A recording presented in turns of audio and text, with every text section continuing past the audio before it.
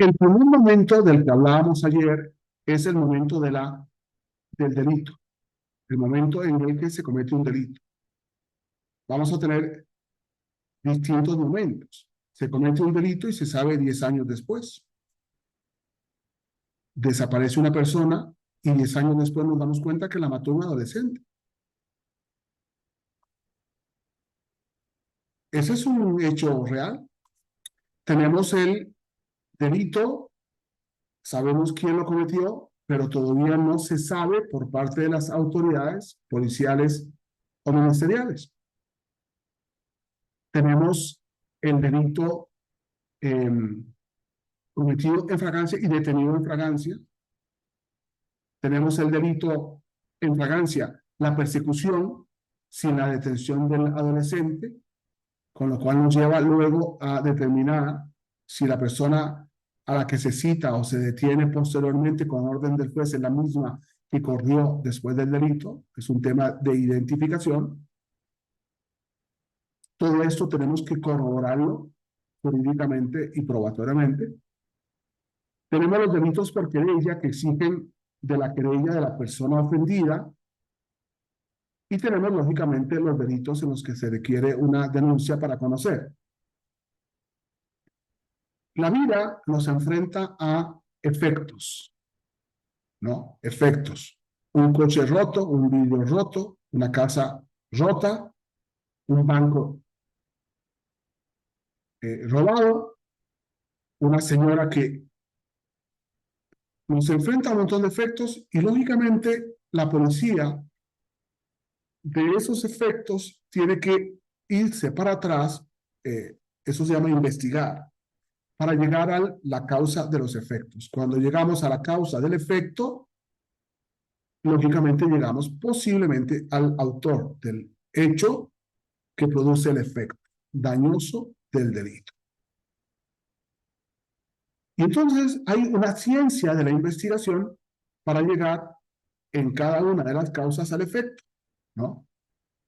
Y lógicamente, perdón, de cada uno de los efectos a la causa, disculpen. Entonces, ¿cuáles son? El efecto posiblemente es claro, posiblemente es confuso, ¿no? Hay personas que se mueren porque las mataron, hay personas que se mueren porque se murieron, hay personas que se mueren porque les cayó un árbol, porque alguien cortaba el árbol y le cayó. Hay personas que se murieron porque les cayó el árbol sin que alguien lo haya cortado. Hay personas que se mueren porque les cayó un avión. Y entonces hay miles de efectos en que son complejas las causas, posiblemente son naturales las causas y posiblemente son humanas las causas. Hay posiblemente causas en las cuales es imposible que haya un adolescente por miles de razones. Hay causas en las que son propias de los adolescentes.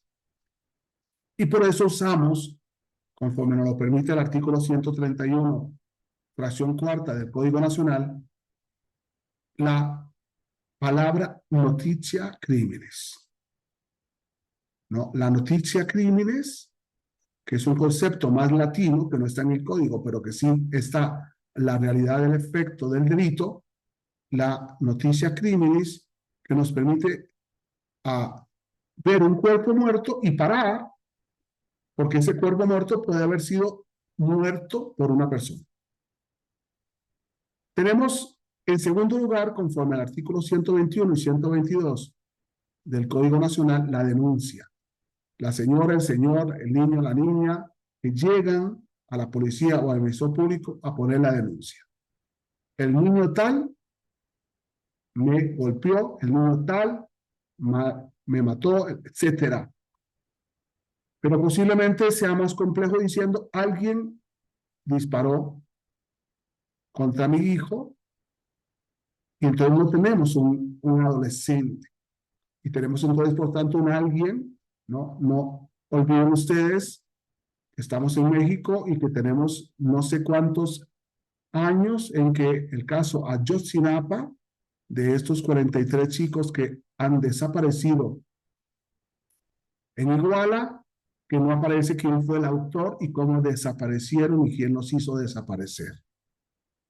Y tenemos una serie de delitos que por un doble interés jurídico se investigan por querella. Es decir, no cualquiera puede denunciar, sino solamente puede denunciar aquel que sea la persona ofendida o los delitos en los cuales hay un menor de edad, en el cual necesitamos que ese menor de edad víctima acuda con una persona representante en el tema de la denuncia o de la querella, artículos 221, 225, 226. Es muy importante la denuncia, en cierto sentido, para fincar responsabilidad. Y es muy importante la noticia crímenes porque cuando nosotros encontramos un cuerpo muerto o un banco asaltado o un coche destruido o una persona que va sangrando, esto produce una serie de datos eh, técnicos, científicos que pueden convertirse en datos o datos probatorios que nos permiten después identificar no solamente el hecho mismo. Recuerden que siempre vamos a los efectos y tenemos que ir a las causas y lógicamente cuando llegamos a las causas de los efectos, llegamos también a las causas de las causas. ¿Quién causó ese efecto? Si el efecto es natural o si hay una persona que lo haya causado.